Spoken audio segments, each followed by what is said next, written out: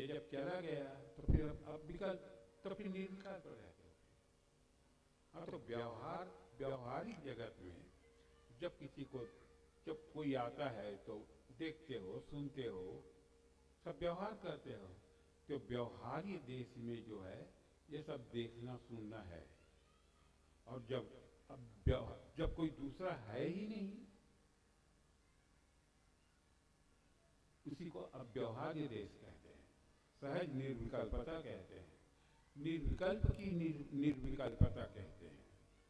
निर्विकल्प यानी भगवान आत्मा, उसकी निर्विकल्पता। तो अभी आपको कुछ ये लग रहा है क्या कि ये फला बैठा है ना, और प्रतीत सब हो रहा है, लाल पीला गुलाबी सफेद सब। देखो, यही तो आत्मदर्शन है यार।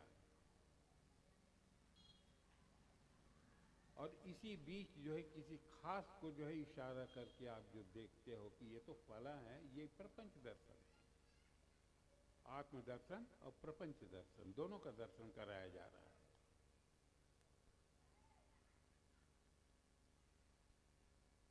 तो ये जो दर्शन है ये नित्य होता है भाई। जब आप व्यवहार में आते हो तभी जो है इसको अनित्य मानते हो, रहता नित्य ही है, क्षणिक स्थिति रहती है। वो जो है पुत्र आया तो पुत्र जब तक है उसकी अपेक्षा से जो है विशेष दर्शन हुआ वो, और पुत्र के जाने के बाद और उसके आने के पहले जहाँ रहते हो वो नित्य स्थिति, उसी को स्वभाव कहते हैं, उसी को अध्यात्म कहते हैं।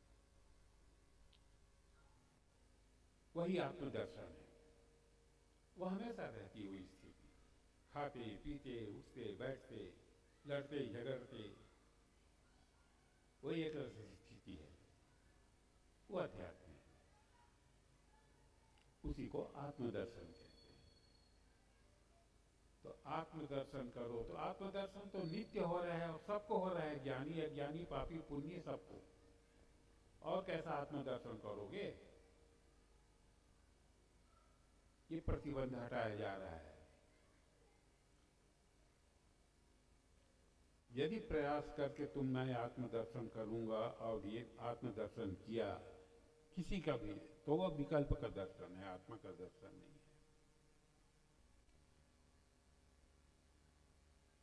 आत्मदर्शन काल में ये विकल्प करके जो है और विशेष को जो है आत्मा मान करके तुम दर्शन करके जो है और अपने को धन्य मानते हो। अरे दर्शन तो प्राणी मात्र को हो रहा है यार, क्या आत्मदर्शन करोगे? ये आत्मदर्शन है।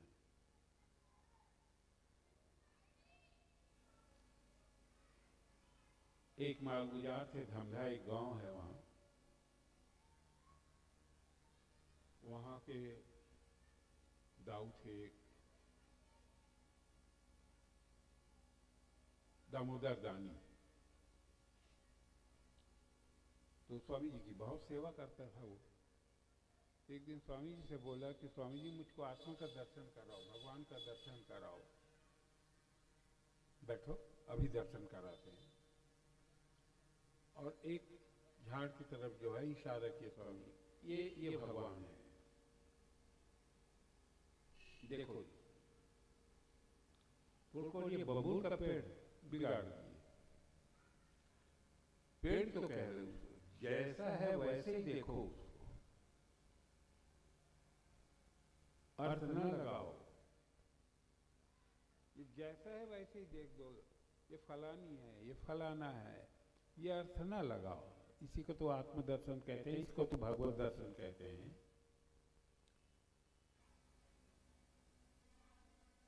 और आप देख रहे हो मजे से, कोई हंस रहा है, कोई रो रहा है, कोई गिर रहा है, कोई उठ रहा है, आपके ऊपर कोई जो है प्रभाव नहीं पड़ रहा है उसका। बढ़िया और आनंद से आप बैठे हुए देख रहे हो। ये ईश्वर दर्शन है, इसी को ईश्वर सृष्टि कहा है।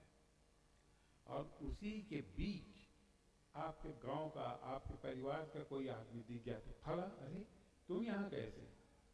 ये प्रपंच दर्शन है, ये ये जीव सृष्टि है, प्रपंच दर्शन है, परकृत है वो, और इससे पहले स्वकृत था वो, और इससे पहले स्वकृत था वो। आपकी बनाई हुई सृष्टि है ना वो, उसके सृष्टा आप हो, आपने उस दुनिया को बनाई है जिसको आप देखते हो और कहते हो, अरे फलाना तुम यहाँ कैसे,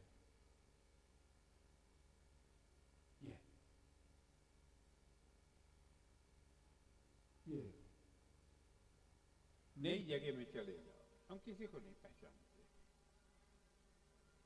साक्षात नारायण हो, इसी को तो आत्मदर्शन कहते हैं। और कैसे आत्मदर्शन करोगे? कोई रंग रूप है आत्मदर्शन का? इसका कोई रंग रूप है? प्रतीत हो रहा है,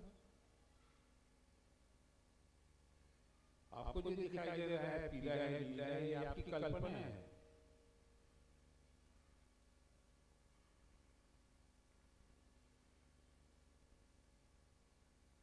एक रंग विशेष दे दिया उसको, पीला कह दिए, एक रंग विशेष को लाल कह दिए, जैसा कि आप शब्द को सुन पढ़े हो और सुने हो। अरे वो रंग भी तो जो है विकल्प है, वो भी तो कल्पना है। 7 रंगों की जो कल्पना किए हैं,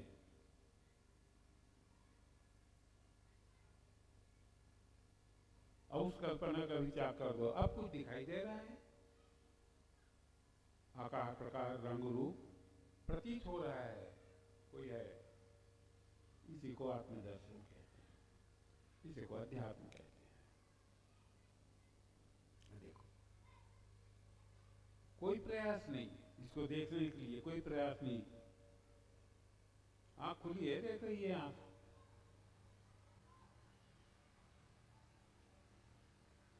और कैसे आत्मदर्शन करोगे?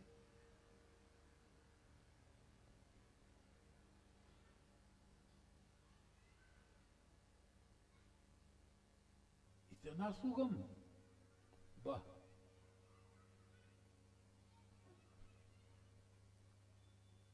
अरे भैया, बहुत दुर्गम वस्तु है ये, इसको तो सुगम बनाया गया।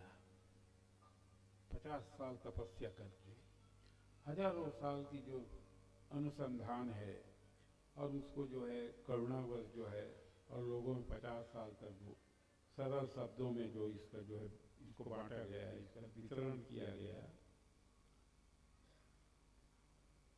सिवाय नारायण तत्व के और किसी के पास की बात नहीं है, जीव ऐसा नहीं कर सकता।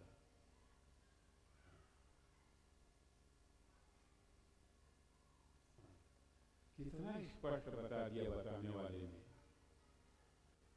अरे फिर साक्षात नारायण हो भाई, कण कण भगवान।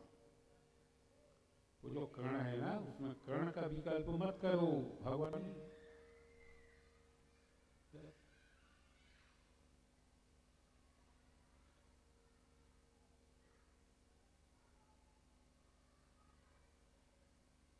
इसको आत्मदर्शन कहते हैं। तो आत्मदर्शन शब्द आया क्यों? अनात्मा की अपेक्षा से आत्मदर्शन।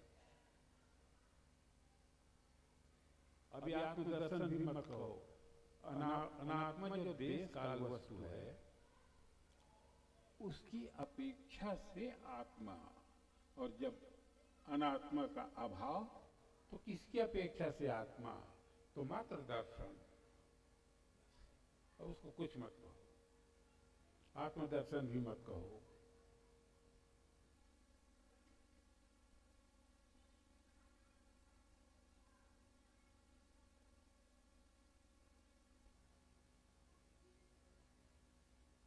देखो कैसी सुंदर अवस्था है, जिस अवस्था में आप स्थित हो।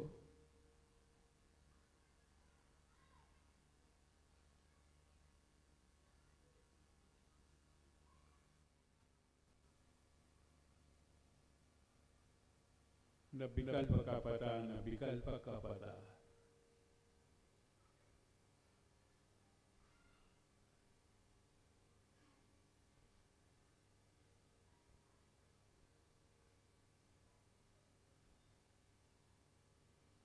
इसको ग्रहण करो,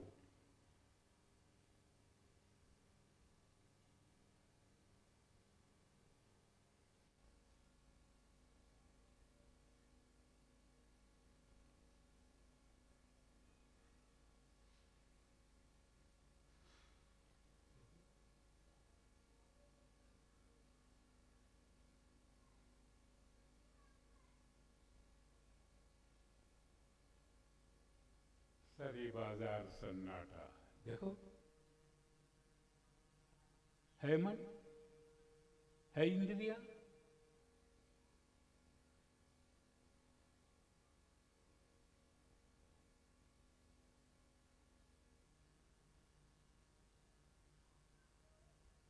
इसी को तो मैं हूं का भाव कहा है ना।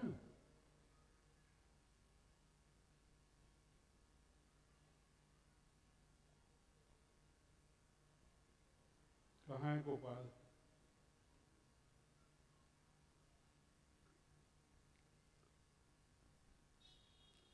तेरे दम का जहूला है, बाकी तो खास। इसको ग्रहण करो। तो ग्रहण कैसे करेंगे? तो पहले से ही है। तो पहले से ही है, ग्रहण किसको करेंगे? इसी को तो ग्रहण करना कह रहे हैं भाई।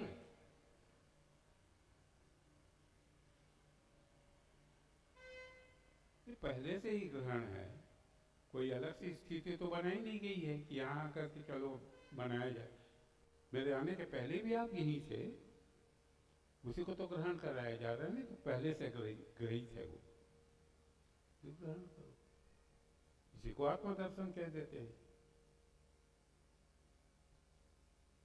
ये अध्यात्म विद्या है।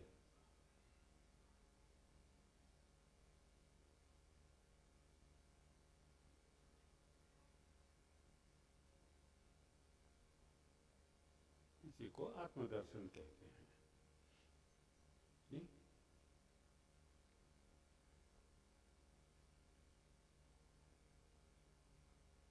अब जिसका दर्शन हो रहा है,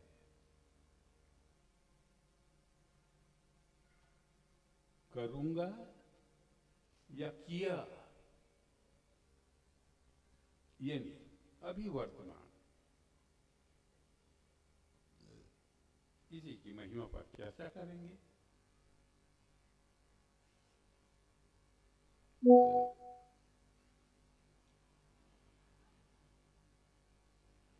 ठीक है नहीं?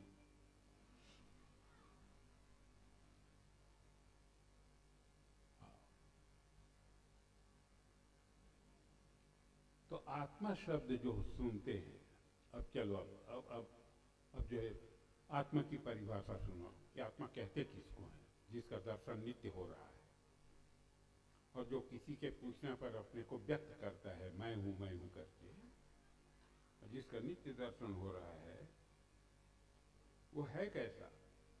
किसको आत्मा कहते हैं? तो परिभाषा ये है कि स्थूल सूक्ष्म कारण देहाद व्यतिरिक्तो अवस्था त्रय साक्षी सच्चिदानंद स्वरूप यश तिष्ठति सैव आत्मा। ये है आत्मा। अब इसी पर जो है चर्चा करेंगे 3 दिन। ये हमारा विषय है, आत्मा। इसी को विशुद्ध कहा है, इसमें कोई दोष नहीं है। दोष अनात्म तत्व में होता है, आत्मा में नहीं। जो निर्दोष हो उसको आत्मा कहते हैं। आप व्याप्तौ धातु है, देखो, आप व्याप्तौ धातु है जो सर्व में व्याप्त हो, जो सर्व में व्याप्त हो, सर्व को जान रहा हो, सर्व का आधार हो, उसको कहते हैं आत्मा। ये आत्मा है।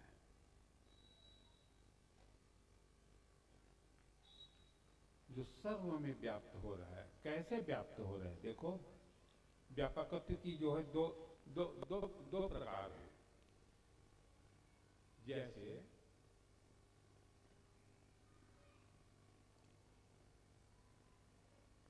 कोई लोहा का पिंड है, गोला, और उसको आग में तपा दो,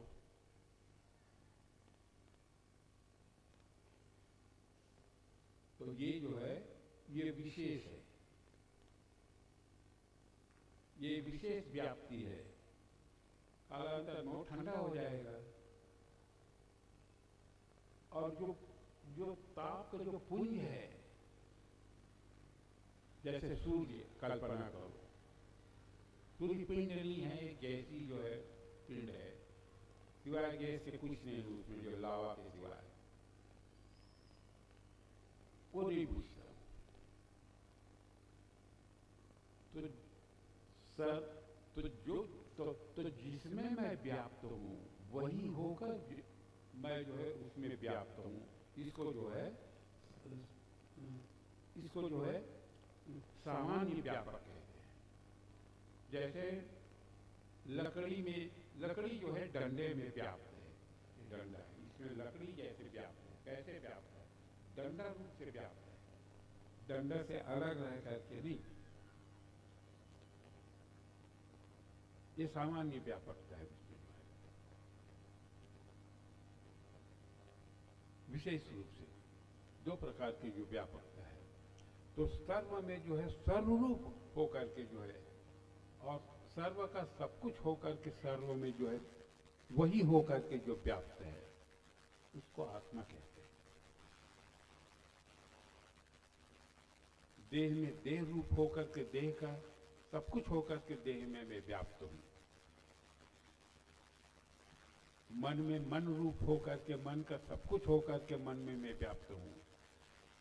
चित्त में होकर के चित्त का सब कुछ होकर के चित्त में व्याप्त हूँ। बुद्धि में बुद्धि की बुद्धि होकर के बुद्धि का सब कुछ होकर के मैं उसका जो है अस्तित्व होकर के जो है उसमें जो है बुद्धि रूप से उसमें जो है व्याप्त हूँ मैं। उसी से आँख में, कान में, नाक में, मुंह में, इंद्रियों में, सब में जो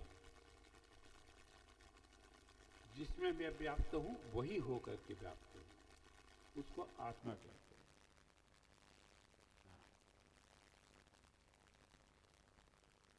उसको आत्मा। अब भास का भी अभाव करो।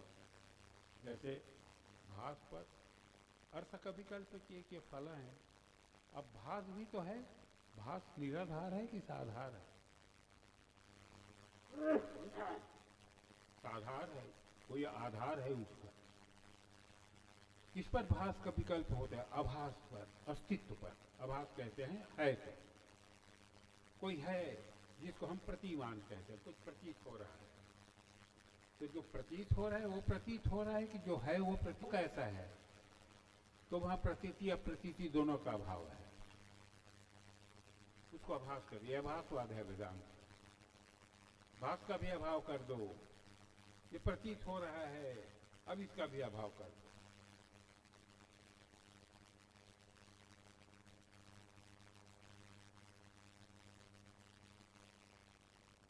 उसको आत्मा कहते हैं।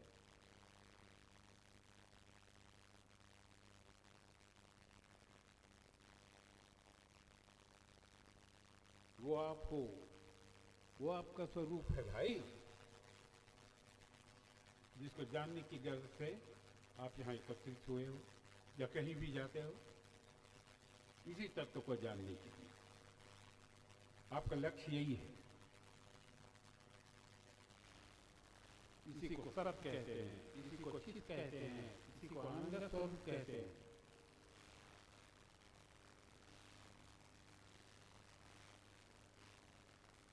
इसी को साक्षी कहते हैं।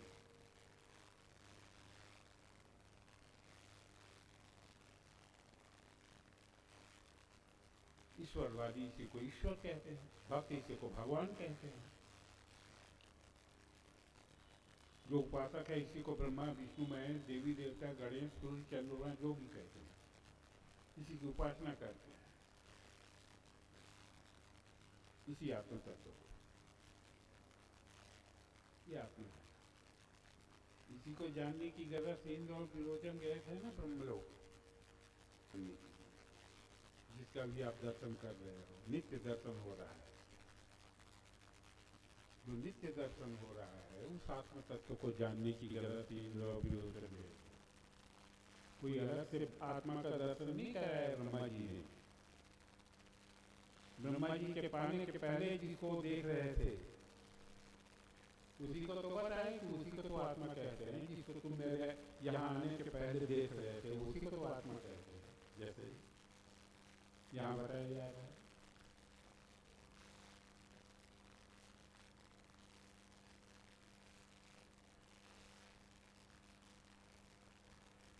और 101 साल तक ब्रह्मचर्य व्रत का पालन कराए।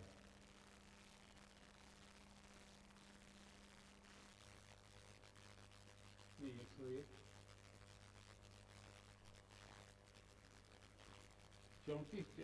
32 साल का और 4 साल और 5 साल, हाँ 101 साल। तब ये दिए ब्रह्मा जी जो है, जिसको महर्षि मुक्त ने जो है चने फुटने नहीं चले जो है पता है, स्वामी को बताया कि भैया हमारी जो प्रतिज्ञा थी जब त्याग किए तो जब हमने घर छोड़ा तो हमारी 2 प्रतिज्ञा थी कि एक तो हम अयाचक वृत्ति रहेंगे, किसी के सामने हाथ दिखाएंगे, और दूसरी इस वस्तु की यदि जिस दिन हमको प्राप्ति होगी, प्राप्ति की उस दिन हम अपने तक इसको नहीं रखेंगे, सब लोगों को बांट देंगे। प्रतिज्ञा इसीलिए बता दिया। तो क्या सब कोई ग्रहण कर पाए? यदि सब कोई ग्रहण कर पाते तो फिर ये क्यों कहते सन 1976 में कि आप लोग जो है साधन संपन्न गृहस्थ हो, इसलिए हम ये आत्मा है। और इसी की परिभाषा जो बताए अभी, स्थूल सूक्ष्म कारण देहात व्यतिरिक्त हो अवस्था पर साक्षी सच्चिदानंद स्वरूप यस्की स्थिति चाहिए वो आत्मा, उसको आत्मा कहते हैं। जो स्थूल सूक्ष्म कारण तीनों देहों से परे हो। देह 3 प्रकार के होते हैं, स्थूल देह, जल पावक गगन कमीरा, और पंच रचित या अधम शरीर, इसको स्थूल देह कहते हैं। रजोविद्यात्मक जो शरीर है, स्थूल शरीर, मलमूत्र का भांड, ये जो दिखाई दे रहा है, ये स्थूल शरीर है। इससे परे देह नहीं, मैं आत्मा हूँ, ये मेरा स्वरूप नहीं है, ये तो नश्वर है, परिवर्तनशील है। अरे क्या आज से जो है 80 साल पहले ऐसे ही था ना?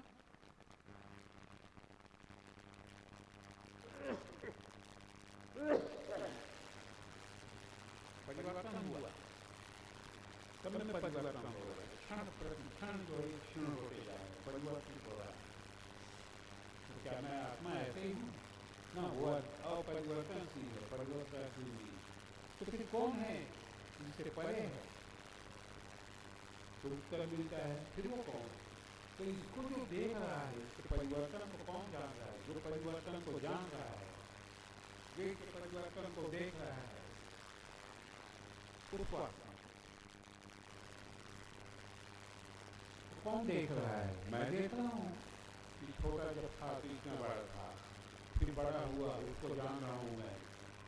फिर मिडिल स्कूल में गए, उसको जान रहा हूँ। फिर हाई स्कूल में गए, उसको जान रहा हूँ। फिर कॉलेज में गए, उसको जान रहा हूँ। फिर यूनिवर्सिटी पढ़ा, हर घटना को मैं जान रहा हूँ। तो ये जान रहा है कि कोई अलग तत्व है जो इसको जान रहा है। ये नहीं जानता तो ये तो परिवर्तन है, बदल गया। तो इसके बदलने से जो है याद किसको रहती कि मैं पहले ऐसा था, जब ये बदल गया तो याद भी खत्म हो जाती है। तो ये तो बदल रहा है, लेकिन जिसको याद है वो नहीं बदल रहा है, वो वही है। और ये परिवर्तन के सामने से गुजर रहा है, उसको देख रहा है। कैसे देख रहा है? अरे वही देख रहा है। स्थिति के जो बदलाव है, इसका जो परिवर्तन है, उसमें परिवर्तन रूप से जो है परिवर्तन को मैं देख रहा हूँ। उसके साथ में उसमें बदलाव नहीं हो रहा है, मैं एक इसको आत्मा कहते हैं।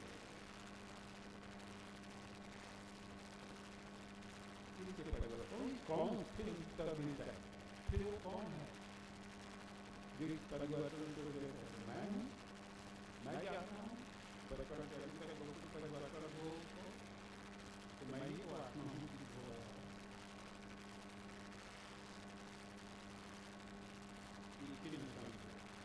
आपकी क्षमता जो है यहाँ आपकी जो क्षमता है उसका छिन्न किया जाए, उसका नाश किया जाए।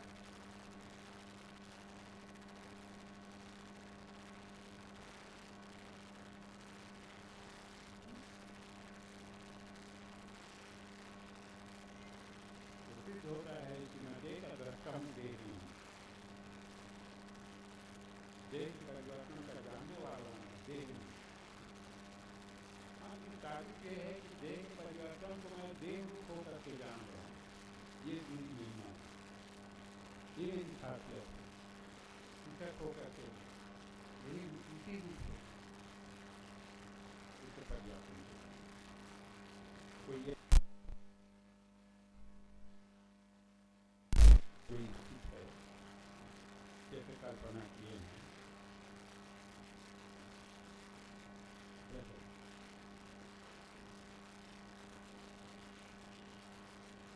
उसको आत्मा कहते हैं। वो आत्मा वही आत्मा जब कोई पूछता है कौन हो तो अपने को व्यक्त करता है।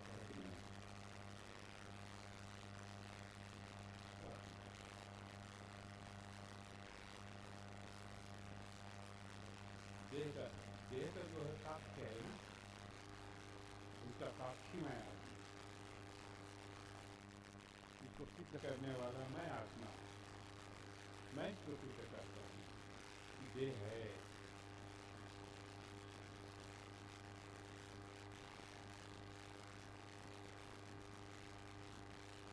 और जो जिसको सिद्ध करे वही उसकी आत्मा, जो जिसको सिद्ध करे, जो जिसका आधार है वही उसका, जो वही उसका अस्तित्व है, अस्तित्व है, सर्व होगा।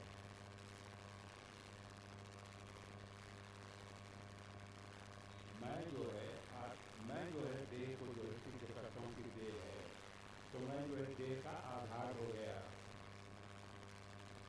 देह का अस्तित्व हो गया।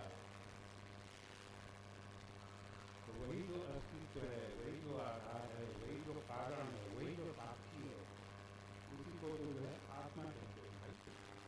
वो आत्मा है। समझो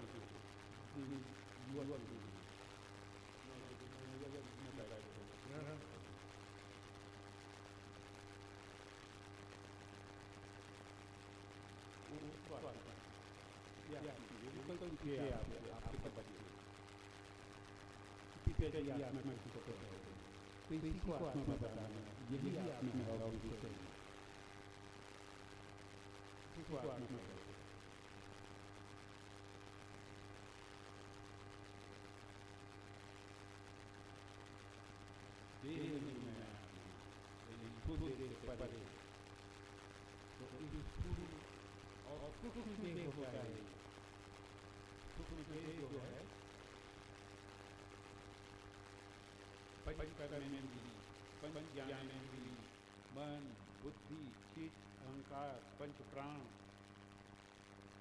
और एक चेतन तत्व जीवात्मा है। इसी को जो है चेतन तत्व कहते हैं। ये इसी को जो है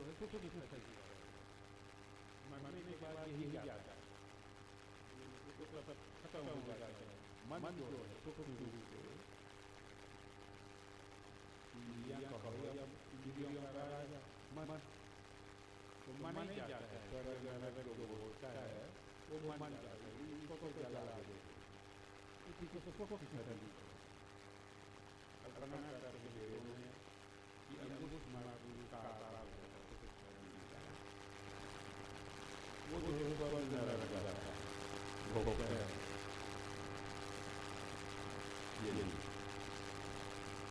उसका जो साक्षी है, जो मन का साक्षी है,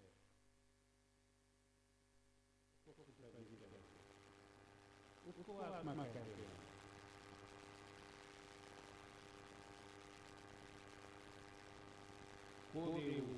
जो मना था, यस शिष्य पूछता है कि भगवान देव किसको कहते हैं? देव का मतलब देवी देवता ना लगा, देव का मतलब देवी देवता ना लगा, देव का मतलब भगवान आत्मा। आत्मा किसको कहते हैं भगवान? तो कहते हैं जो मानता, जो मानता किसको करता है, जो मन को जानता है, मन की गमना मन को, मन बुरे में गया, मन अच्छे में गया,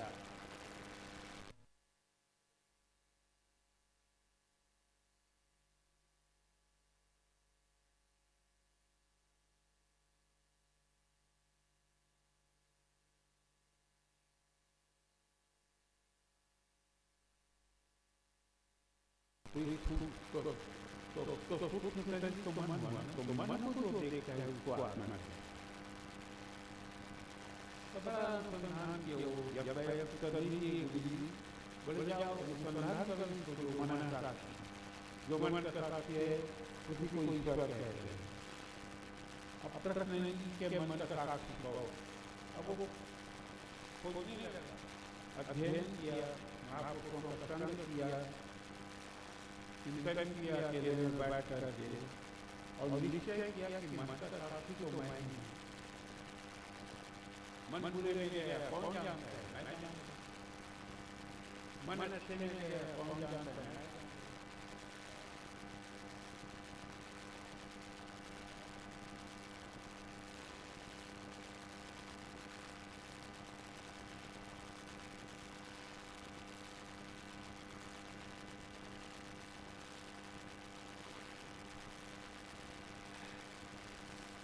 तो मन का साक्षी तो मैं ही हुआ ना, ये निश्चय किया।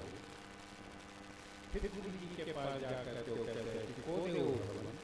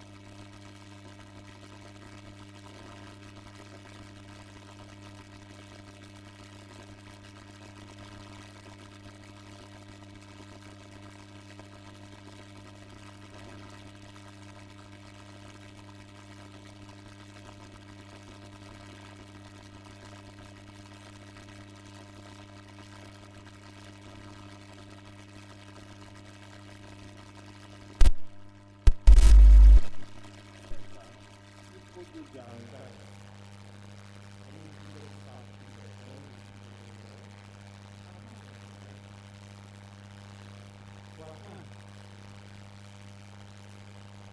कारण शरीर का जो साक्षी होता है, कारण शरीर से जुड़ा है, इसको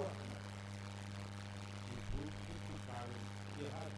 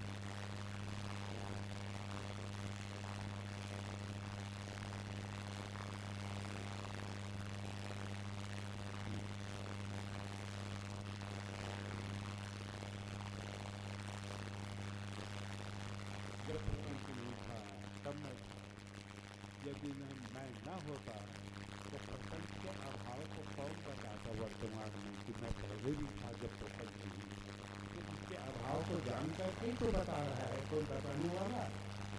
इसे सिद्ध होता है कि पहले भी मैं था, जब काल पैदा नहीं हुआ तब, और आगे भी रहूंगा जब काल खत्म हो जाएगा तब, जब ये नहीं रहेगा तब। वो साक्षी को आगे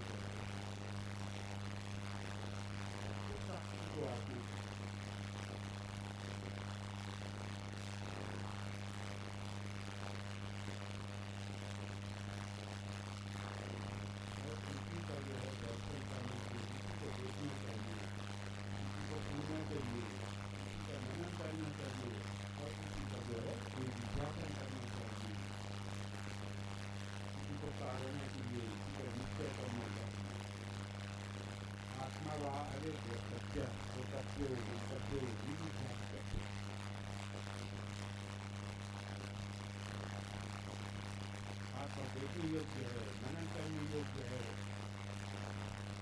सुनने योग्य है।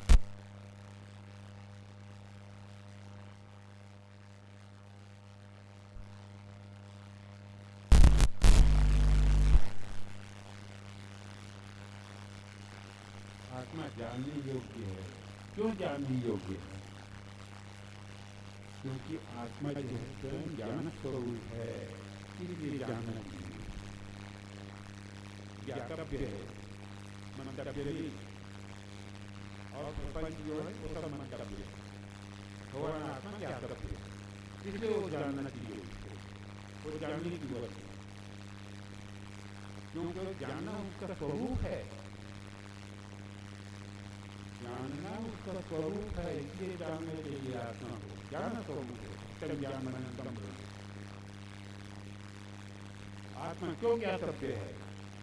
इसलिए कि आत्मा का जानना स्वरूप है, ज्ञान स्वरूप है आत्मा, जानना उसका स्वरूप है, इसलिए जानना है।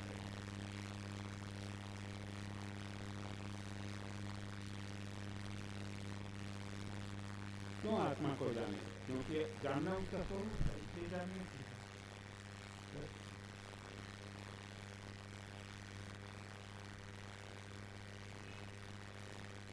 उसको जानो।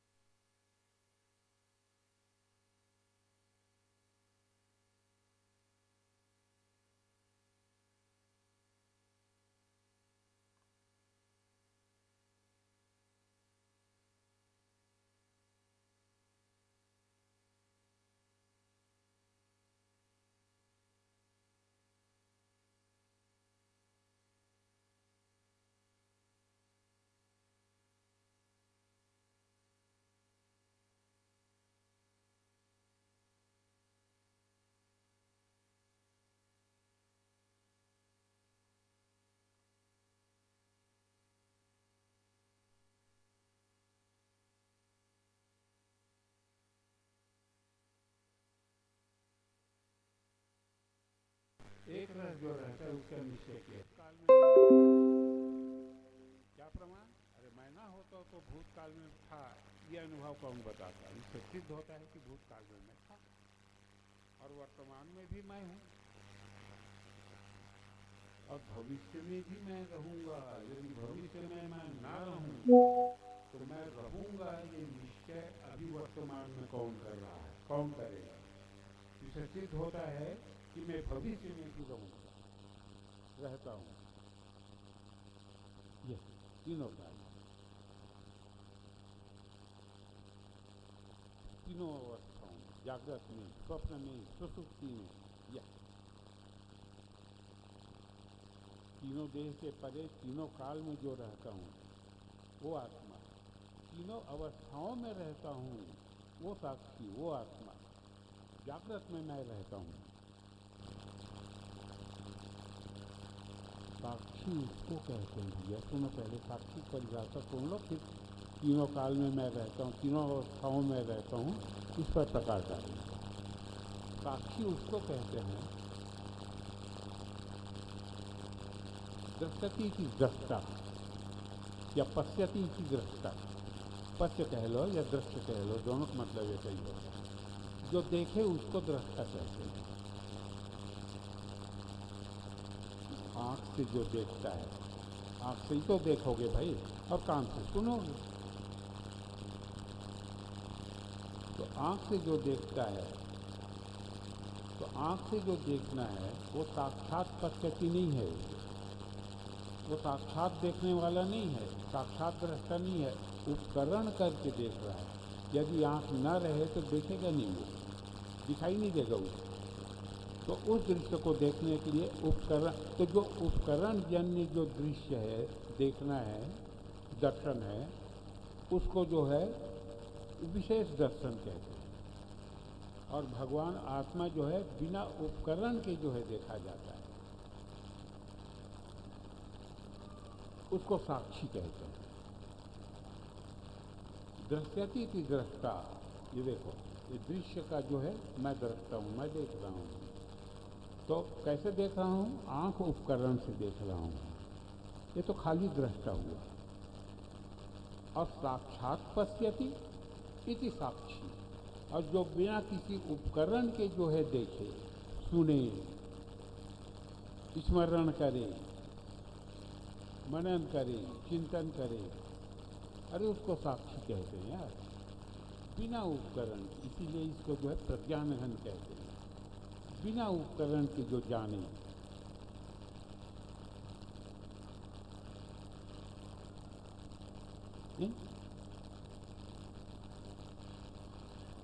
वो साक्षी, दृष्टति इति दृष्टा और साक्षात पश्यति साक्षी, जो साक्षात देखे बिना उपकरण के।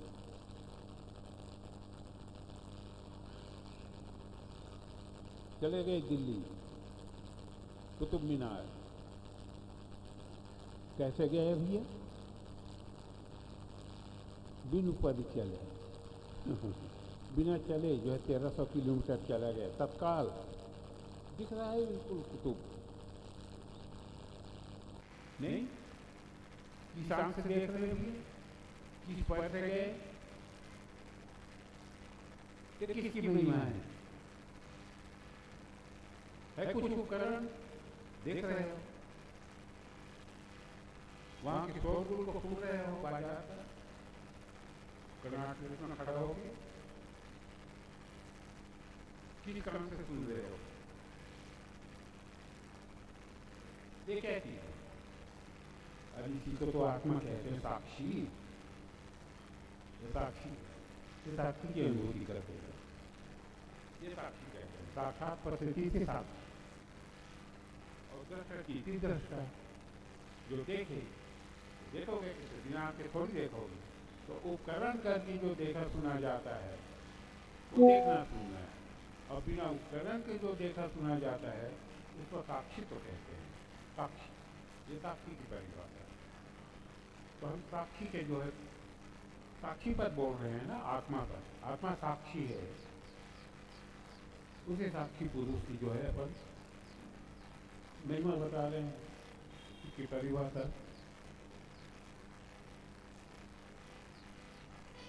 तो मैं जागृत का जो है साक्षी हूँ। देखो, तीनों देहों से परे तीनों अवस्थाओं का साक्षी, तीनों काल का साक्षी, ये तो हो गया। अब तीनों अवस्थाओं का जो है साक्षी तो करता हूँ। तो तीनों अवस्था कौन सा है? जागृत, स्वप्न और सुषुप्ति। वैसे अवस्थाएं तो जो है 5 हैं, जागृत, स्वप्न, सुषुप्ति, मूर्छा और समाधि। तो मैं तीनों अवस्थाओं का जो साक्षी तो करता हूँ उसको साक्षी कहते हैं। ये जागृत, इसको कौन जानता है? जागृत के पंच मैं जानता हूँ।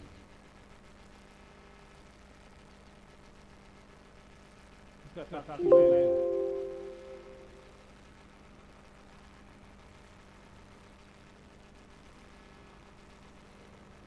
इसका साक्षी मैं हूँ।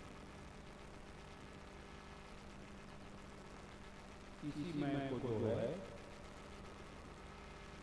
इसी मैं को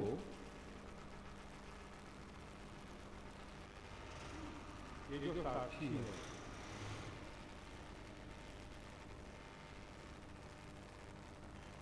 इसी को ओम कहा है। प्रणव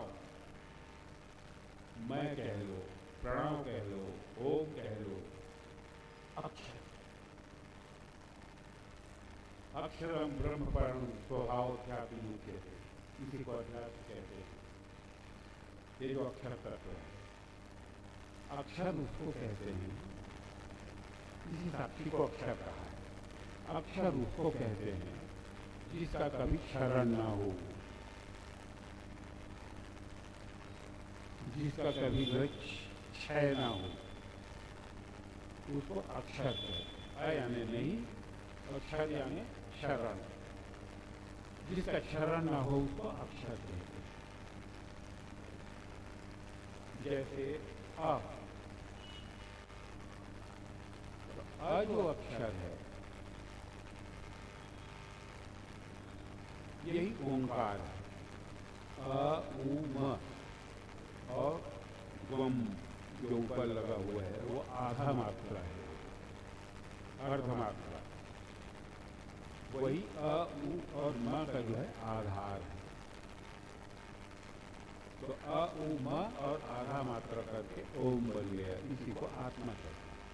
ओम कह लो या आत्मा कह लो, दोनों का मतलब ये है। इसी को साक्षी, ये साक्षी, और इसके बिना किसी की सिद्धि नहीं होती। जैसे वर्णमाला में आप पढ़ते क ख ग घ जो कुछ भी हो, तो बिना अ के जो है किसी की सिद्धि नहीं होती।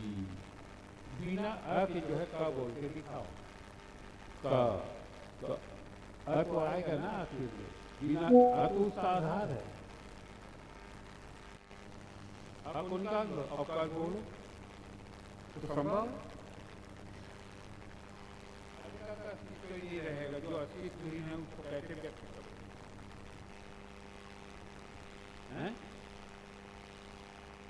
यही जो अक्षर है इसको ब्रह्म कहा है। अक्षरम ब्रह्म, व्यापक ब्रह्म, प्रेरणा के धातु विधव धातु से बना है ब्रह्म। प्रेरणा के ब्रह्म जो बढ़े उसको ब्रह्म कहते हैं, जो व्यापक हो वो ब्रह्म है, उसी को प्राणों कहते हैं। अक्षर इसका कोई विषय नहीं होता। ये जो साक्षी जिसकी विवेचना कर रहे हैं, आत्मा, आत्मा कह लो, साक्षी पुरुष कह लो, ओम कह लो, प्रणव कह लो, अक्षर कह लो, मतलब सबका एक ही।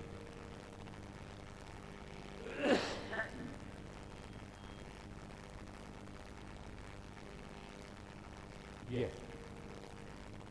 ओम तत्वम सर्व, ये जो सारा जो कुछ भी है चराचर ये ओम अक्षर ही है। सारा चराचर जो कुछ भी जो है, जहाँ तक मनन हो रहा है, जहाँ तक दिखाई दे रहा है, ये सब जो है ओम अक्षर है। आत्मा कह लो, मैं हूँ कह लो, और सरल शब्दों में इसी को प्राणव कहते हैं। ओम इत्यक्षर तदग्वम सर्वम तस्योपि व्याख्यानम भूतम भवत् सिद्धिति सर्वम ओंकारे यच्चान्यत्र कालातीतम तदपंकार। सब उसी की व्याख्या है। इसी ओम की जो है भूत भविष्य वर्तमान जागृत स्वप्न सुषुप्ति, ये सब उसी की व्याख्या है। उसी ओम जिसको साक्षी कहते हैं, मैं हूँ जिसको मैं कहते हैं, आत्मा कहते हैं, उसी की व्याख्या है। तो अ जो अक्षर पुरुष है जिसका कभी क्षरण नहीं होता, हाँ, वही अ जो है सब का जो है आधार है, अक्षर। और क कैसा है, या ख कैसा है, या ग कैसा है? अरे वो जैसा है वैसे ही है।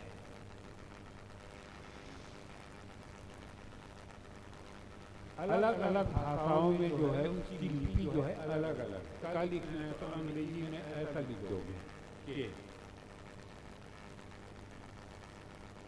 और हिंदी में लिखोगे तो क ऐसा लिख दोगे। तो लिपि अलग अलग दिखाई दे रही है, लेकिन क जो अक्षर है शब्द, वो तो सभी का जो है एक ही है ना, उसका स्वरूप नहीं है, उसका वो क्षय नहीं होता उसका, और वो जैसा है वैसे ही, का जैसा ही है वैसे ही है। उसकी लिपि भिन्न है, अलग लिपि उसका अर्थ हो गया, और उस अर्थ पर उसका जो आधार है वो अक्षर है। वो जैसा है वैसा ही है।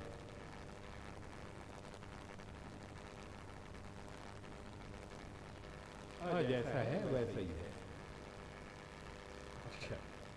अक्षर जैसा ही है वैसा ही है। लिपि अलग अलग, बंगला का अलग है, मराठी का अलग है, उड़ीसा का अलग है, उड़िया का, तमिल का अलग है, अंग्रेजी का अलग है, उर्दू का अलग है, फारसी का अलग है, उर्दू का अलग है, तमिल का अलग है, कन्नड़ का अलग है। अक्षर अलग अलग है, लेकिन शब्द तो एक ही है ना। शब्द ब्रह्म है, उसमें कोई परिवर्तन। और वो जैसा है वैसे ही है, उसी को अक्षर ब्रह्म कहा है। यही अक्षर जो है, यही जो है साक्षी है। साक्षी पुरुष कहते हैं इसी को, जो ये साक्षी पुरुष। तो ये जागृत का जो है साक्षी है। जागृत साक्षी तो कैसे करता है?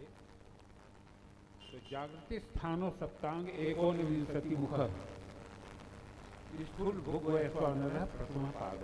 देखो, आत्मा के 4 पाद हैं। भगवान आत्मा के 4 पाद हैं। जागृत, विश्वपाद, तेजसपाद, प्राज्ञपाद, तुरीपाद। पाद का मतलब पैर न लगाना।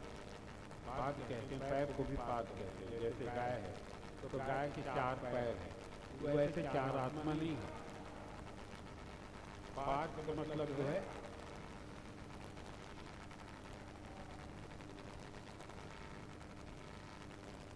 स्थिति,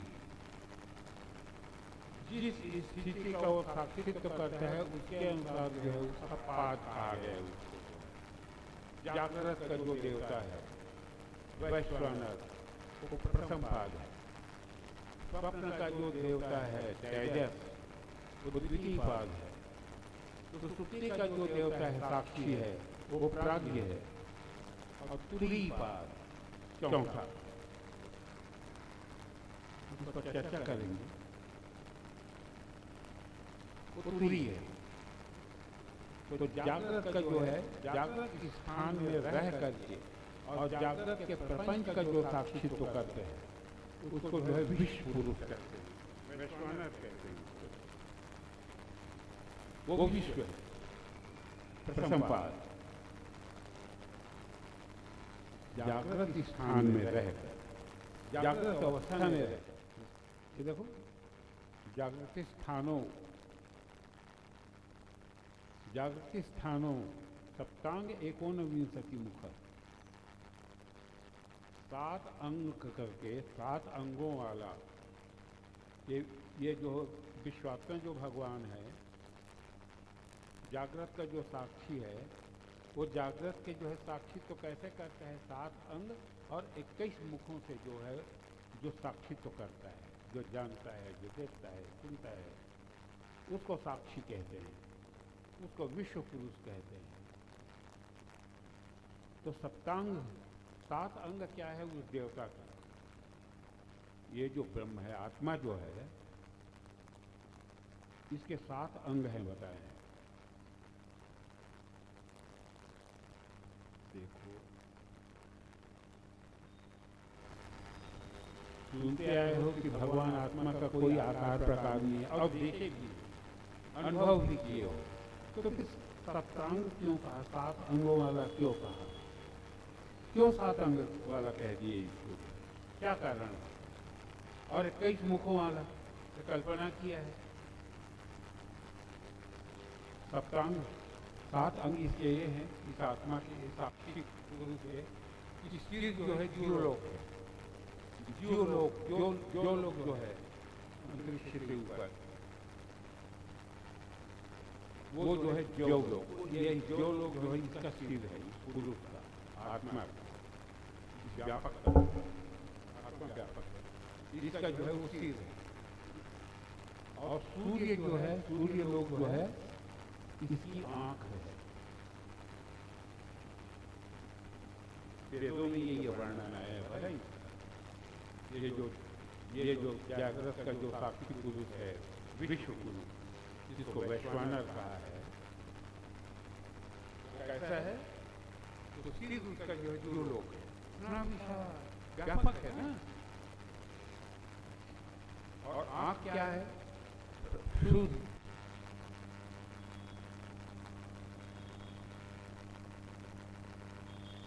और नाक प्राण, वायु, यही जो है प्राण है, नाक है वायु। और मुख अग्नि, जिसे व्यक्त करता है, अग्नि, यौ, सूर्य, प्राण, अग्नि, तीन अंग हो गए।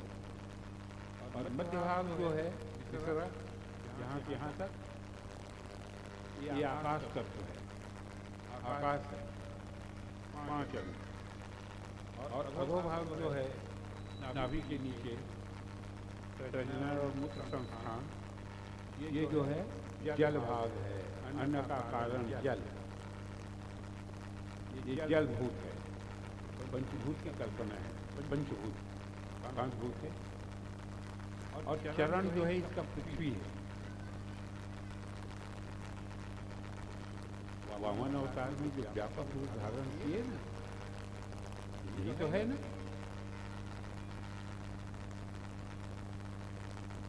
2 पद में पूरा नाप दिए।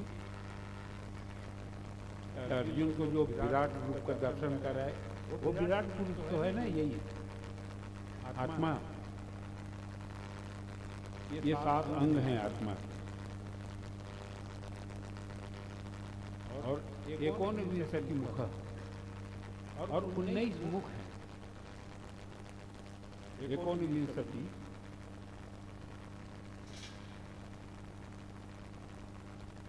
अरे 20 में एक कम, 19 यानी 19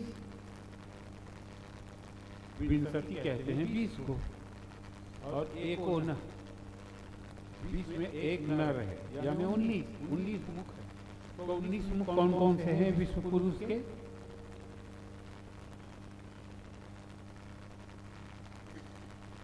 पंच ज्ञानेंद्रिय, जिह्वा, नासिका, कर्ण, चक्षु और त्वचा है ना, पंच ज्ञानेंद्रिय। और पंच कर्मेंद्रिय है।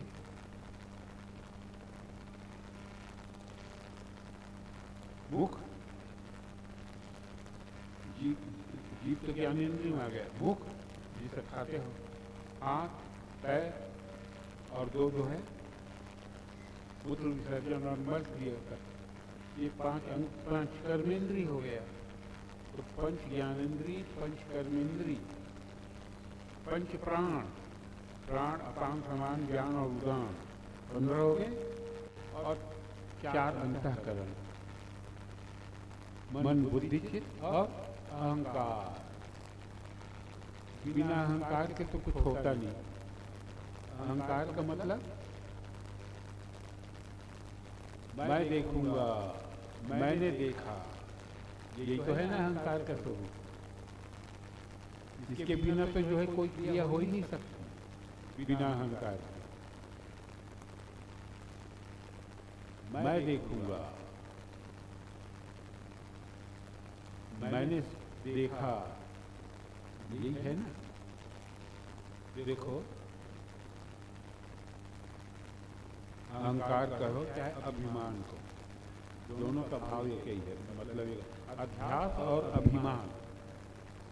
एक होता है अध्यास, अध्यास किसी के अस्तित्व को स्वीकार करना, अन्य पर अन्य का आरोप, इसको अध्यास कहते हैं।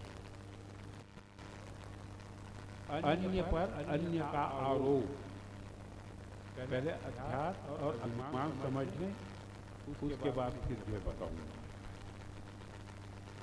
अध्यास उसको कहते हैं अन्य पर अन्य का आक्षेप। अन्य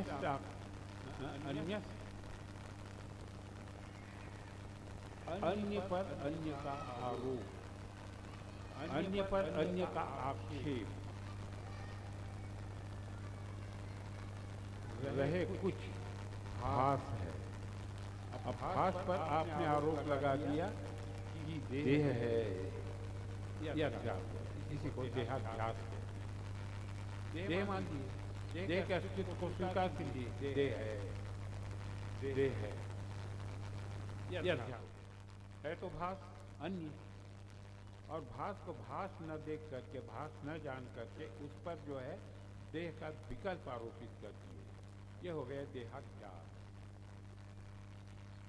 नहीं, अब उस देह को अपना स्वरूप बताना है कि मैं देह हूँ, ये हो गया अभिमान।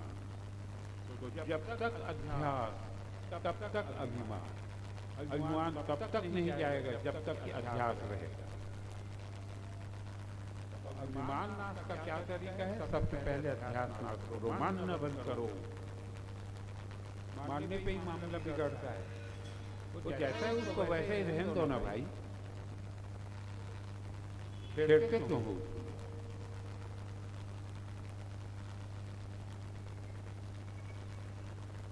अन्य पर अन्य का अध्यास, अन्य पर अन्य का आक्षेप, आरोप,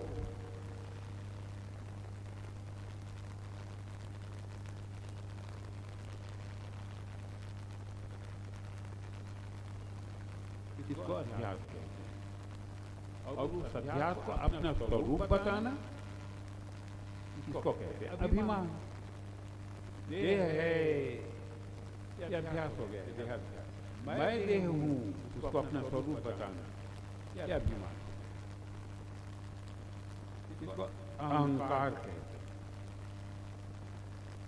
और बिना इसके जो है त्योहार नहीं होगा। देखना, सुनना, खाना, पीना, आना, जाना बिना अभिमान के कैसे होगा? नहीं, ये चौथा अंतःकरण है अभिमान। अहंकार, मन, बुद्धि, चित्त और अहंकार, ये 19 मुख है। इसके जरिए जो है मैं जागृत के प्रपंच का जो है साक्षित्व करता हूँ। विश्व पुरुष, उसको वैश्वानर कहते हैं। तो फिर ये जो कल्पना की है कि ये जो विराट पुरुष है, ये जो अजन्मा है, फिर उसके लिए जो है सप्तांग, उसके 7 अंग की कल्पना क्यों की गई? क्यों 7 अंग कहा उसका जो है? तो 7 अंग की कल्पना करके और उसका जो है उसका जो है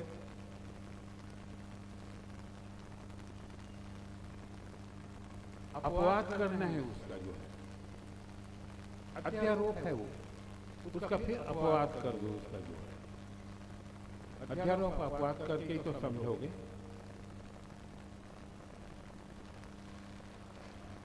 पहले उस पर जो है आरोप किए, उसके बाद जो है उसका निषेध कर दो।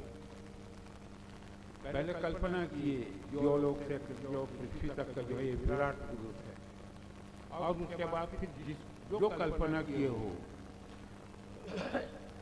सबके कारण को जानो। तो जिसको जो लोग कहते हो वो मैं ही हूँ, जिसको पृथ्वी लोग कहते हो मैं ही हूँ, जिसको सूर्य लोग कहते हो मैं, निषेध कर दो उसका जो है। इसीलिए तो कल्पना की है। तो 19 मुख करके जो है विश्व पुरुष जो है वैश्वानर जो है जाकर के प्रपंच को जो है देख रहा है, जान रहा है। कोई उठ रहा है, कोई बैठ रहा है, खा रहा है, पी रहा है, बोल रहा है, सुन रहा है। ये जो प्रपंच का जो साक्षित्व कर रहा है, और इसी को तो वैश्वानर कहा है यार, वो विश्व पुरुष है। यही विश्व पुरुष है, यही साक्षी है जागृत।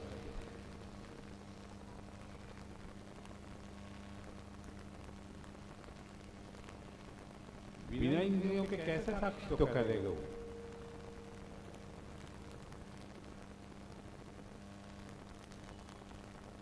और किस पर अहंकार करेगा, किस पर अभिमान करेगा? हाँ।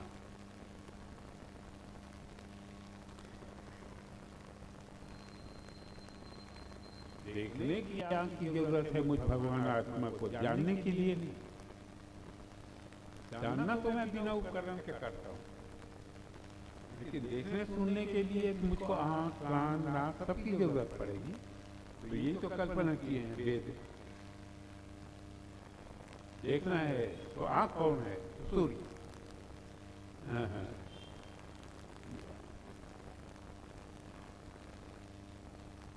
जीना है तो प्राण देगी वायु, पंचभूत है ना, आकाश, जल, पृथ्वी, वायु और सूर्य और ज्योन, अग्नि, भूमि, ये 7 अंग है। इसी से व्यवहार करता है, इसी से साक्षित्व करता है। साक्ष्य का बिना उपकरण के कैसे साक्षित्व करेगा वो? हाँ मैंने देखा, तो रोशनी में तो देखोगे, उसका साक्षी होगे तुम। फिर उसका निषेध कर दो, जो कल्पना की हो उसकी जो है। तो मुझ भगवान आत्मा को जो है देखने के लिए, सुनने के लिए, या जीवात्मा कह लो, आत्मा कह लो, जीवात्मा कह लो, तो जीवात्मा को जो है देखने के लिए, सुनने के लिए 7 अंगों की जरूरत पड़ती है और 21 मुखों की जरूरत पड़ती है। लेकिन भगवान आत्मा को जानने के लिए किसी उपकरण की जरूरत नहीं है, वो प्रज्ञान घन है। तो सुक्ति में इसका वर्णन आएगा। जागृत और स्वप्न में, जागृत और स्वप्न में जो है इंद्रियों की जरूरत पड़ेगी, उपकरण की जरूरत पड़ेगी। और सुसुप्ति के लिए किसी उपकरण की जरूरत नहीं उसमें। तो जागृत स्थानों बहिष्प्रज्ञा सप्तांग एकोनविंशति मुख स्थूल भूख वैश्वानर, वैश्वानर प्रथमा पाद, ये पहला पाद है भगवान आत्मा का। इस तरह से जो है मैं जागृत के प्रपंच को जो है, उसके भोग को जो है भोगता हूँ, देखता हूँ, सुनता हूँ। ये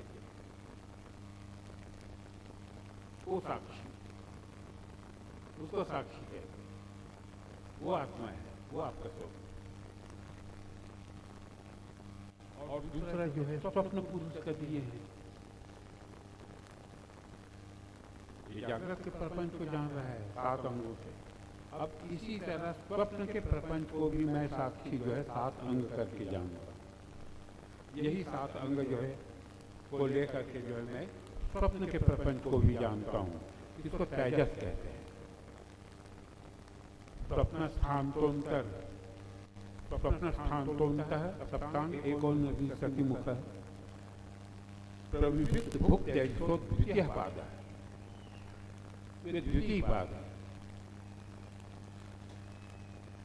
स्वप्न के प्रपंच को ही जो है मैं इन्हीं उपकरण से जो है जानता हूँ। तो स्वप्न में तो जो है आप जो दृश्य देखते हो, नाना दृश्य देखते हो, पर्वत देखते हो, नदियाँ देखते हो, आकाश में उड़ते हुए देखते हो अपने आप को।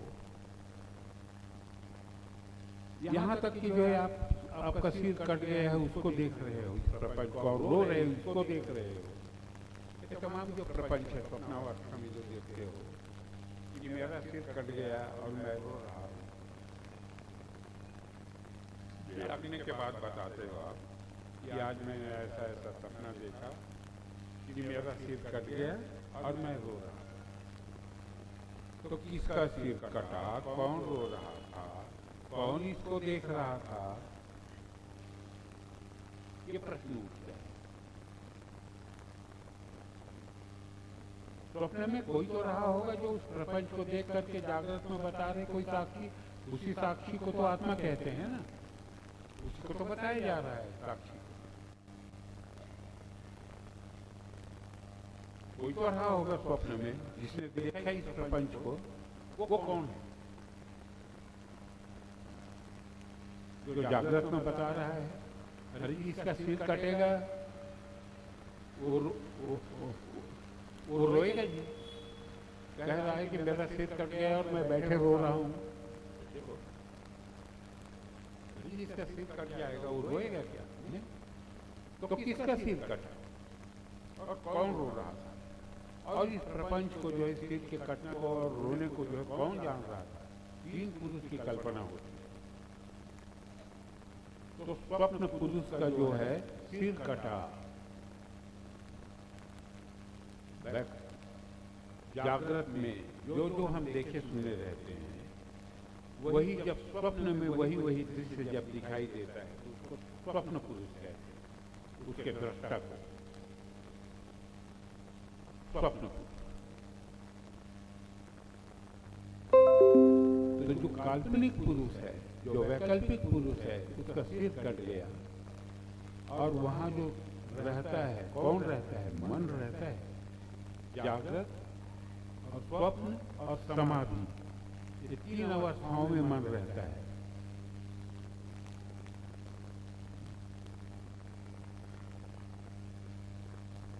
जागृत और स्वप्न और समाधि, तीन जगह मन रहता है। तो जागृत में जो जो कल्पना किए रहते हैं उसको हम स्वप्न में देखते हैं, उसका जो दृष्टा है। हाँ, तो जो रोता है वो मन है। हर्ष विषाद ज्ञान अज्ञान जीव धर्म अहमिति अभिमान, वो मन रहता है, मन रोता है। और वैकल्पिक पुरुष का सिर कट जाता है, काल्पनिक पुरुष का, काल्पनिक पुरुष का। और मैं जो साक्षी हूँ, ये दोनों प्रपंच को मैं देखता हूँ रह करके, और जागने के बाद जो है तब बताता हूँ। अब प्रश्न उठता है कि फिर स्वप्नावस्था में तो कुछ रहता नहीं, प्रकाश वगैरह, न सूर्य रहता, न चंद्रमा, न नक्षत्र, न तारे, न लालटेन, न बिजली। तो फिर कैसे देखते हो भाई? देखने वाला कोई प्रकाश स्वप्न में यहाँ तक देखता है कि सूर्योदय हो रहा है, और अंधेरे को भी देखता है। तो रोशनी और अंधकार, प्रकाश और अंधकार दोनों को देखता है स्वप्न में। तो किस रोशनी से प्रकाश को देखता है और किस रोशनी से अंधकार को देखता है?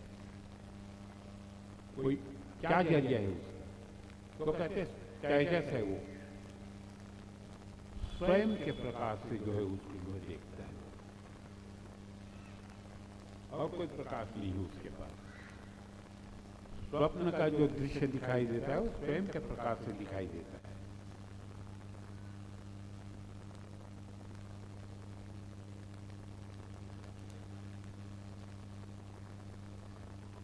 स्वयं के प्रकाश से देखता है वो, इसीलिए तेजस कहा उसको ना, तेज यानी रोशनी,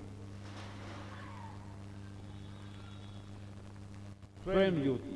इसीलिए भगवान आत्मा को स्वयं ज्योति कह दिया है। तो स्वयं के प्रकाश से वो जो है देखता है उस प्रपंच को, प्रकाश को भी देखता है, अंधकार को भी देखता है। कभी कभी आप रात में जो है लघुशंका उठते हो और अपना अनुभव जो है जागने के बाद बताते हो कि आज रात में मैं उठा था, भादों की अंधेरी रात, तो बताते कि इतना अंधेरा था कि हाथ को हाथ सुनाई नहीं दे रहा था। तो उस अंधेरे को किस प्रकार से आपने देखा? कोई तो जरिया होगा अंधेरे को देखने के लिए। तो कृत्रिम प्रकाश से अंधेरा देखा जाता है क्या? अरे प्रकाश में तो अंधकार का जो है अभाव हो जाता है, वो ठहर नहीं पाता वहां। तो अंधकार को फिर किस प्रकार से देखोगे? तो स्वयं के प्रकाश से देखा। तो जिस प्रकार से जो है जागृत में जो है भादों की अंधेरी रात को देखता है, अरे उसी प्रकार से जो है स्वप्न के प्रपंच को भी देखता है वो, इसलिए वो तेजस पुरुष है, इसलिए वो तेजस है, स्वयं के तेज से देखता है, वो तेजस, वो साक्षी स्वप्न का। ये द्वितीय पाद है भगवान आत्मा का।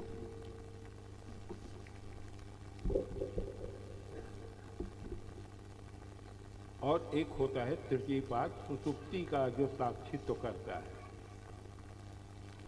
यत्र सुप्तो न कंचन कामम कामयते न कंचन स्वप्नम पश्यति तत्सुसुप्तम, सुसुप्त स्थान एकीभूत प्रज्ञान गण एवानंदमय ध्यानंद भुक्यतो मुख प्राज्ञ तृतीय पाद। ये तृतीय पाद है भगवान आत्मा का। इस पर जो है कल विचार करेंगे। अभी तो 2 दिन और समय है, तब तक के लिए जो है आगे लो।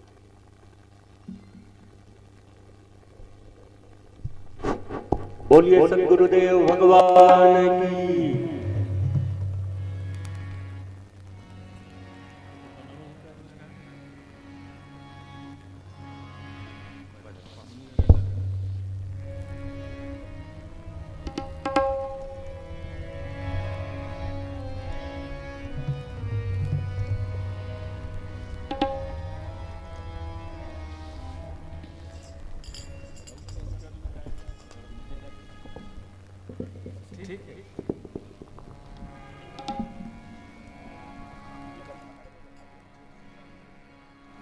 श्री कृष्ण गोविंद हरे मुरारे, हे नाथ नारायण वासुदेवा।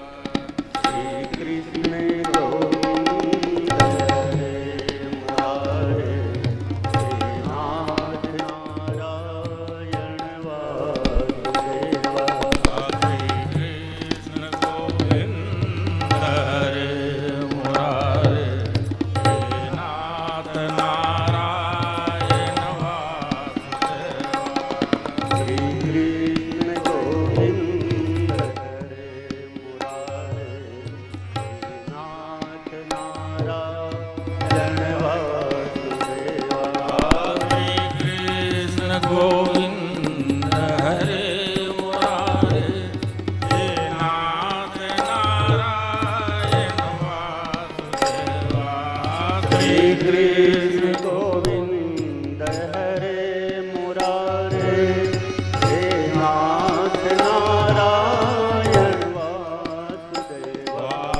श्री कृष्ण गोविंद हरे मुरारे, हे नाथ नारायण वासुदेवा। श्री कृष्ण गोविंद हरे मुरारे, हे नाथ नारायण वासुदेवा। श्री कृष्ण गोविंद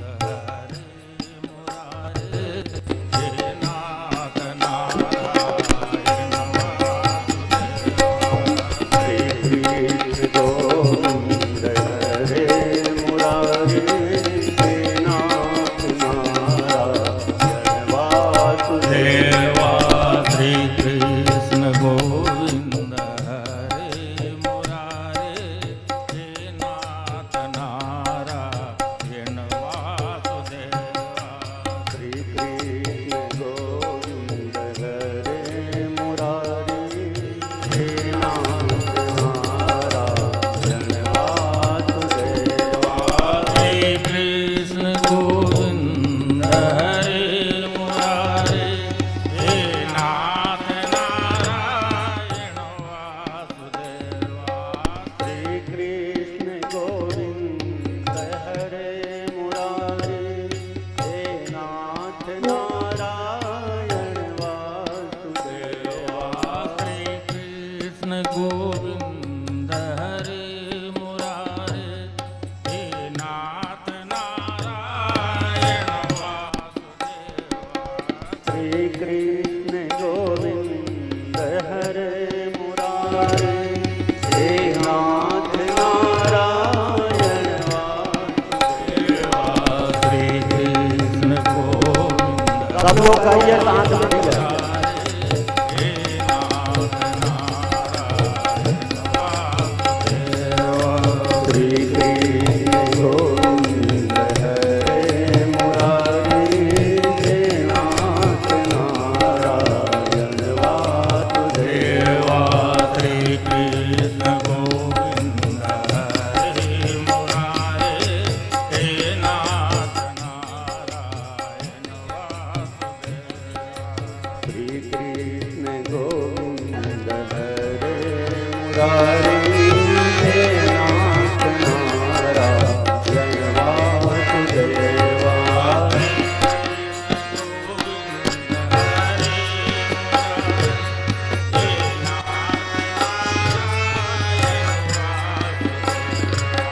श्री कृष्ण गोविंद हरे मुरारी हे नाथ नारायण वासुदेवा कृष्ण गोविंद हरे मुरारे हे नाथ नारायण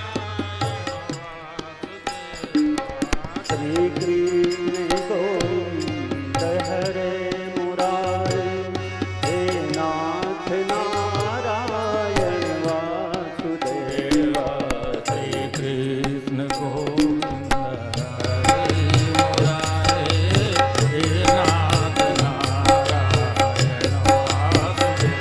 वासुदेवा श्री कृष्ण गोविंद हरे मुरारी हे नाथ नारायण वासुदेवा श्री कृष्ण गोविंद हरे मुरारे हे नाथ नारायण वासुदेवा श्री कृष्ण गोविंद हरे मुरारी हे नाथ नारायण वासुदेवा पूर्णमदः पूर्णमिदं पूर्णात् पूर्णमुदच्यते पूर्णस्य पूर्णमादाय पूर्णमेवावशिष्यते ॐ शांति शांति शांति। बोलिए सद्गुरुदेव भगवान की आरती गाइए आप लोग सब साथ में।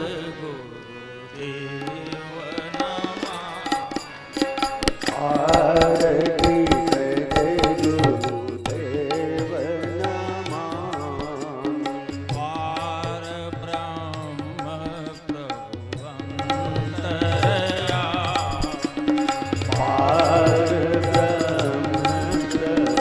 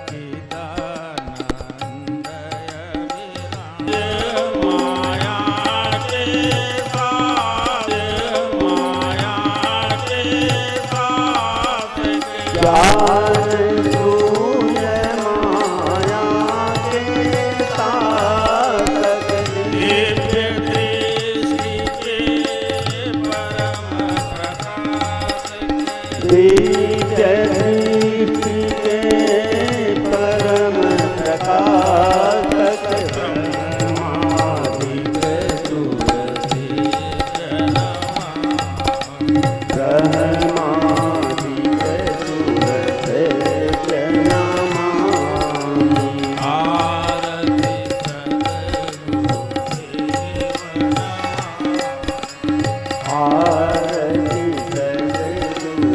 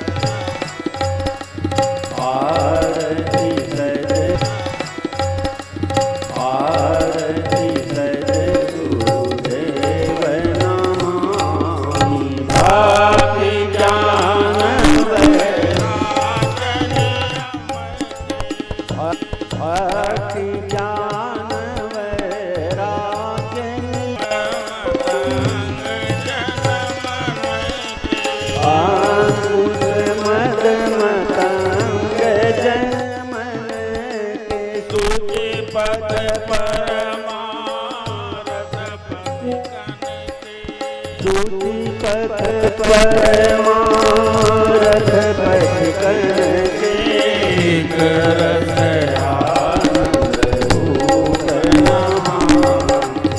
एक रस आनंद भूत नमः। आरती आरती सद्गुरुदेव नमः। पार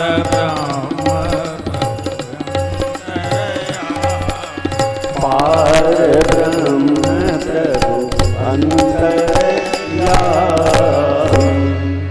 त्वमेव माता च पिता त्वमेव त्वमेव बन्धुश्च सखा त्वमेव त्वमेव विद्या द्रविणम्। अपना मूल्य समय दे करके यहाँ जो पधारे उसके लिए बधाई। त्रिदिवसीय अध्यात्म निरूपण का आज प्रथम दिवस संपन्न हुआ और कल फिर आइएगा। समय का जरूर ध्यान रखिए। 2:30 2:30 बजे से 4:30 बजे इतना ही समय दीजिए। समस्त ग्रामवासियों से, क्षेत्रीय ग्रामवासियों से, बहुत दूर दूर से यहाँ सत्संगी गण पधारे हुए हैं।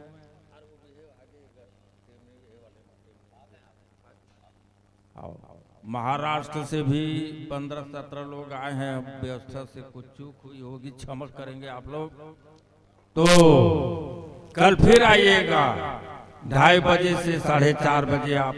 और यहाँ जो इस पुण्य भूमि में महर्षि मुक्त का जो चरण धूलि है, वो एक नदी एक दिन जल जला और ज्वालामुखी जैसे फटेगा तो समस्त विश्व यहीं पर आकर के ठहर जाएगा। आइए कल फिर आइए। सिर्फ त्रिदिवसीय कार्यक्रम है, ज्यादा बड़ा कार्यक्रम नहीं है। 3 दिन और 6 घंटा, 2 घंटा हो गया, 4 घंटा।